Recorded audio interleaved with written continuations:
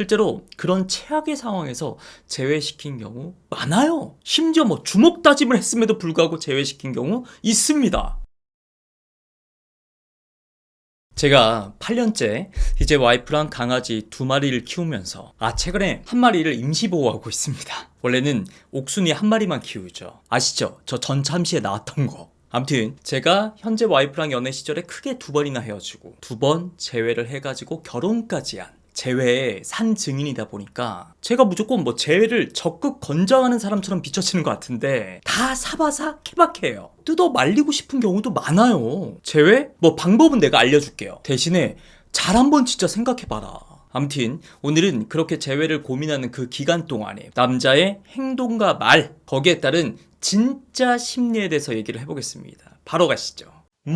첫 번째, 남자의 말, 멘트, 해석 너무 부정적이거나 필요 이상으로다가 긍정적으로 말하는 건요, 분명히 아직 이 여자에 대한 마음이 남아있다는 겁니다. 실제로 내담자분들에게 상담을 하면서 헤어지는 순간에 나눴던 카톡, 주고받았던 말들, 그걸 들어보면 이런 실마리들이 많이 보여요. 대표적인 게 이별을 통보하면서 여자의 잘잘못에 대해서 좀 많이 비난하거나 강하게 지적하는 거, 연애하던 시절에 남자가 받았던 상처들, 자기가 했던 희생들에 대해서 굳이 다 쉽게 막 얘기하는 거. 솔직히 그 남자가 여자랑 헤어지고 싶은 마음이 100%에 가깝다면요, 그 이별하는 순간에 가장 원하는 게 뭔지 아십니까? 어떻게든 빨리 이 여자로부터 나는 벗어나고 싶다, 자유로워지고 싶다, 그거야. 그러니까 굳이 이 여자의 감정을 어떤 식으로든 자극하는 말 안 합니다. 그런 말을 하다 보면은 또 둘의 관계가 좀 길어지니까 이 여자의 감정이 막 올라와가지고 또 나를 찾아오고 미안하다고 그러면서 막 울고 막, 이런 일련의 과정들이 이별을 원하는 남자 입장에서는 상당히 피곤한 일이거든요.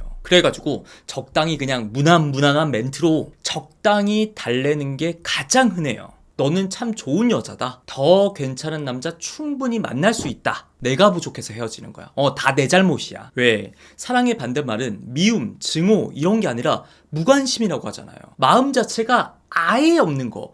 호불호가 아니라 그냥 그러니까 굳이 헤어지는 여자한테 막 비난하고 지적하고 마음이 그만큼 있다는 거예요. 나 힘들었었다, 나 상처 많이 받았다, 뒤늦게 이런 식으로 하소연하고 싶은 마음인 거라고. 그러니까 그 순간, 뭐 당장은 아니더라도 시간이 조금 지나잖아요. 그리고 그 사이에 여자가 어떤 식으로 대응을 하지 않습니까? 재회의 가능성 상당히 높아요. 그리고 반대로 필요 이상으로다가 조금 긍정적인 멘트들 있잖아. 일단 헤어지고 싶은 마음이 100%인 남자여도 기본적으로 여자한테 이게 미안한 마음이 있다 보니까요, 굳이 막 모진 말, 상처되는 말 안 하려고 합니다. 그리고 인간적인 마음에서 진짜 이 여자가 걱정이 돼가지고 무슨 일 벌어질까봐 헤어지고 난 다음에 혹시라도 너무 힘들면 연락해, 그 정도는 내가 받아줄게, 그런 말 하는 게 뭐 되게 특별한 의미가 있는 게 아니야. 그리고 회사나 모임 이런 것들이 조금 엮여 있다, 오며 가며 그래도 인사는 하자, 뭐뭐 관련해가지고 뭐 궁금하거나 필요한 거 있으면은 언제든지 말해라, 내가 도와주겠다, 이런 얘기도 합니다. 근데 이거보다 조금 더 나가는 멘트 있잖아요. 나는 분명히 시간이 지나고 나서 후회할 것 같다. 너 같은 여자 나 다시는 못 만날 것 같아. 다른 여자친구가 생겨도 네 생각이 분명 날 것 같아. 혹시나 내가 너 생각이 나가지고 연락하면 받아줄 거야? 가끔 친구로서 안부 정도는 주고받아도 되지? 당연히 미친놈이고 당연히 나쁜 놈이죠. 근데 그런 거 다 떠나가지고 재회의 관점에서만 보면요, 가능성이 굉장히 높아요. 이게 속에서 갈등이 엄청 되는 거야. 이게 맞나? 나중에 후회하면 어떡하지? 그런 우유부단한 찌질한 심리에서 이 여자에 대한 여지, 그걸 남겨두고 싶은 거죠. 그리고 두 번째, 이별 후에 남자가 SNS에서 하는 짓들. 남자가 저 완전 차단했거든요, 저 완전 끝난 거죠, 이런 질문들 진짜 많이 주십니다. 근데 이것도 상황에 따라 가지고 너무 달라. 일단은 가장 극단적인 차단 케이스, 아무것도 하시면 안 돼요. 까딱 잘못하면 경찰서에서 여러분한테 전화 올 수 있어. 조심해야 돼. 뭐 이런 거죠. 여자가 이별을 당하고 난 다음에 지독실이 매달린 거야. 헤어질 때 헤어지더라도 진짜 얼굴을 한번 봐야지. 그래 놓고 만나서 막 울고 불고 막 갑자기 화를 냈다. 그리고 남자 집 앞에도 막 찾아오고. 그러니까 남자가 이제 막 회피를 넘어가지고 지긋지긋 극혐까지 가버린 거죠. 이럴 때는 보통 이제 SNS, 카톡, 인스타 차단뿐만 아니라 전화, 문자까지 올 차단하는 경우가 많습니다. 물론 이때도 아무것도 하지 마시라, 그냥 포기하시라, 무조건 이렇게 하라는 건 아닙니다. 실제로 그런 최악의 상황에서 제외시킨 경우 많아요. 심지어 뭐 주먹 다짐을 했음에도 불구하고 제외시킨 경우 있습니다. 그리고 저 역시 와이프랑 그때 헤어졌을 때 나도 올 차단했어. 물론 뭐 한두 달 지나가지고 다 풀긴 했지. 다 방법이라는 게 있다니까요. 아무튼 그 정도로 극단적인 차단 케이스 말고도 되게 의외로 많이 차단당하는 케이스, 제가 네이밍을 붙였습니다. 안 볼란다 차단. 우리가 다이어트 막 독하게 결심했을 때 제일 먼저 하는 게 스마트폰의 배달 어플부터 지우지 않습니까? 왜? 그게 깔려 있으면은 눈앞에 보이면은 들어가거든. 막 뒤져보거든. 그러니까 아예 그냥 안 볼란다 내 시선에서 사라지게 만드는 거죠. 이게 뭐겠습니까? 그 정도로 이 남자 마음속에 나라는 존재 자체가 마음을 흔들고 있다는 거잖아. 연락할까 말까, 하면 안 되는데 갈등을 하고 있단 말 아니겠습니까? 그 차단이 긍정적인 시그널일 수도 있다고요. 특히 이게 언제 많이 나타나냐면요, 여자가 제외 전략의 일환으로다가 푸사를 바꾼다든지 스토리에다가 인스타 피드에다가 뭘 올린다든지 그때 많이 나타나요. 가끔 제가 상담하면서 이런 사진을 딱 이 시기에 올리시라 이렇게 말했는데 갑자기 연락 와가지고 마쌤이 하란 대로 했는데 갑자기 차단당했어요.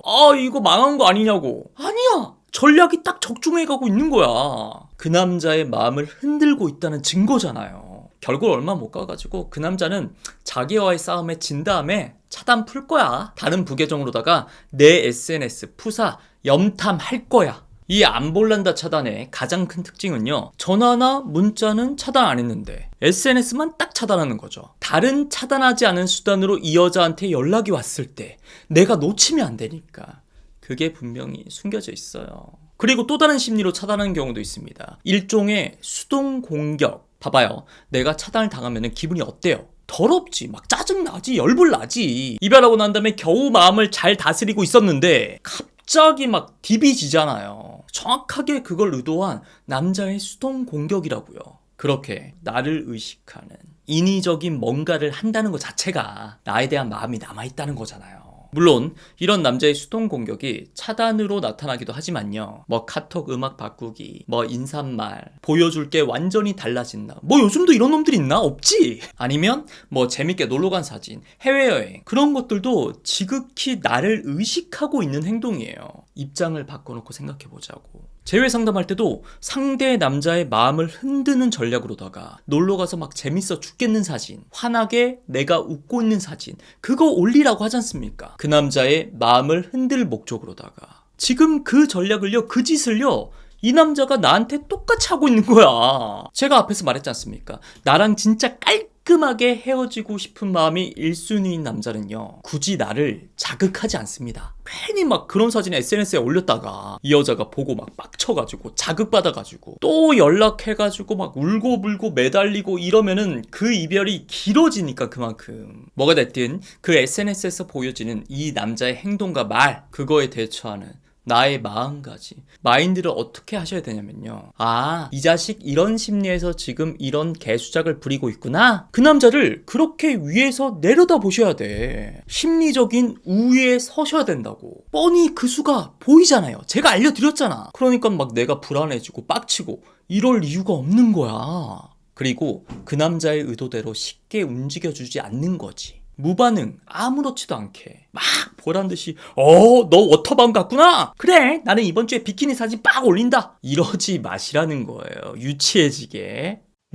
지금 힘들어하는 여러분들에게 진짜 도움이 되는 영상을 만들어 보려고 하는데, 이렇게 만들면서도 걱정이 되는 게 간혹 가다가 제 영상의 의도를 조금 어설프게 받아들이는 분들이 계시거든요. 지금 막 연락이 들어가야 될 타이밍인데 마쌤이 헤어지고 난 다음에 아무것도 하지 말라고 했는데, 반대로 가만히 계셔야 되는데 마쌤이 타이밍 놓치면은 제외하기 힘들어진다 그랬어. 이러니까 자꾸 내가 마음이 쓰이는 거야. 그러니까 애매하다, 헷갈린다 싶으면 제발 저를 찾아오십시오. 이게 사바사 남바람에 따라가지고 디테일들이 조금씩 달라집니다. 지금까지 마선생이었고요. 고맙습니다.